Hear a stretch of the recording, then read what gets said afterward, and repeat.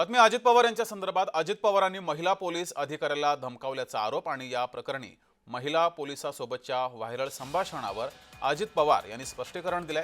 कर्तव्य बजावणाऱ्या महिला अधिकाऱ्यांबद्दल मला सर्वोच्च आदर आहे असं अजित पवार यांनी म्हटलंय। बेकायदेशीर कृतीवर कायद्याप्रमाणे कठोर कारवाई करण्यासाठी मी कटिबद्ध आहे असं सुद्धा अजित पवार यांनी एक्स पोस्ट करत स्पष्टीकरण दिलंय। तर अजित पवार यांनी काय एक्स पोस्ट केलेली आहे, काय स्पष्टीकरण दिलंय पाहूया।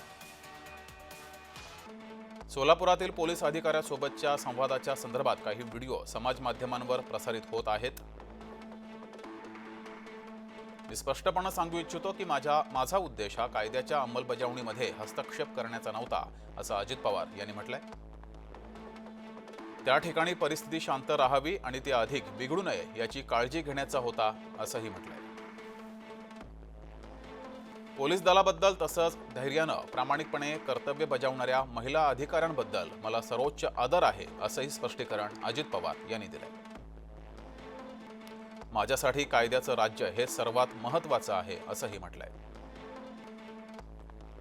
पारदर्शक कारभारासाठी आणि वाळू माती खडक उपशासह प्रत्येक बेकायदेशीर कृतीवर कायद्याप्रमाणे कठोर कारवाई करण्यासाठी कटिबद्ध आहे असंही स्पष्टीकरण अजित पवार यांनी एक्स पोस्ट करत दिलंय। तर महिला पोलीस अधिकाऱ्यासोबतचा अजित पवारांचा संभाषणाचा व्हिडिओ व्हायरल झाला। राष्ट्रवादी काँग्रेसचे प्रदेशाध्यक्ष सुनील तटकरे यांची या संदर्भात प्रतिक्रिया समोर आली आहे। अजितदादा कधीही अहंकाराने बोलत नाहीत, तो त्यांचा स्वभाव नाही असंही म्हटलंय। दरम्यान त्यांच्यावर लावलेले आरोप हे निराधार आहेत असंही सुनील तटकरे यांनी म्हटलेलं आहे। उनकी वो मेंटालिटी कभी नहीं की है, वैसा उन्होंने कभी किया ही नहीं।